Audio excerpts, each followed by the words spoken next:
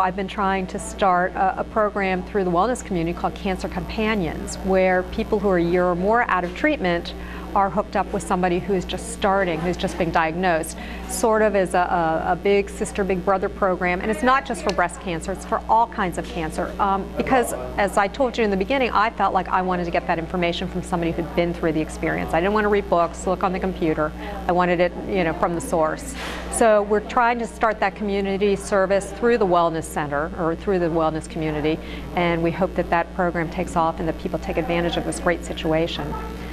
I'd just like to finish by saying thank you for taking this time to interview me, and thank you for taking this chance to let other people know that there are survivors out there, and that the journey continues, and that it can be a journey of growth. And even though we have a road stumbling block, it's for a short time. I mean, a year sounds like a long time, and it pretty much is a year out of your life. But that year makes you a better person, and I wouldn't be the person I am today without that experience. So I want to thank everyone who has helped me along this journey, and I will continue on and check back with you hopefully in the near future. Thank you.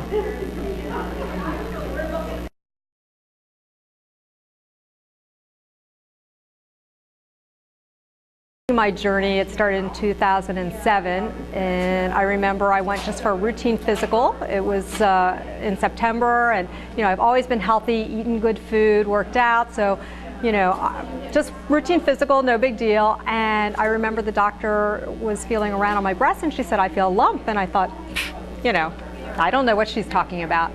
And she prodded around a little more, and she said, "Here's the name of a surgeon, you need to call her." And I thought, she cannot be talking to me because I'm in good shape, I eat good food. So she said, "Yeah, you need to call the surgeon." So I was very confused by this whole thing, thinking she had just made a little mistake. Went to see the surgeon, who was very wonderful and very empathetic, and the surgeon said, "Well, you need to have a biopsy." So I went to the Christ Hospital and had my biopsy, and they confirmed that yes, it was breast cancer, stage 2 breast cancer. And again, just denial. And I think that's so common with so many people to think, it's not me. And again, I talked to the surgeon, she's like, "No, it is you." And all of a sudden, my world that had just been going along well day by day was just toppling in on top of me. And I've always been a really happy person, but all of a sudden I just felt the world was on my shoulders. I just felt so depressed. I really didn't want to talk to anybody or deal with anyone. The only thing I wanted to do was kind of huddle on my couch with my husband, and I didn't want phone calls, I didn't want to talk to people. I just felt like it was a very private time for my husband and myself. And after that initial shock wore off, I felt like I want to gain information. For me, information was power, and I didn't want to look on the computer because I feel like that's overwhelming, too much information. I wanted to talk to people who had been through this process, people who were survivors, because I knew that's what I wanted to be as well. And so I started getting names of people I didn't know, and but who are also breast cancer survivors, and they were all wonderful. It's almost like you felt part of a family, and they would all generally call back very quickly and answer whatever questions I had, because I had to make some decisions. I had this lump, and did I want to have a mastectomy, or did I want to have a lumpectomy?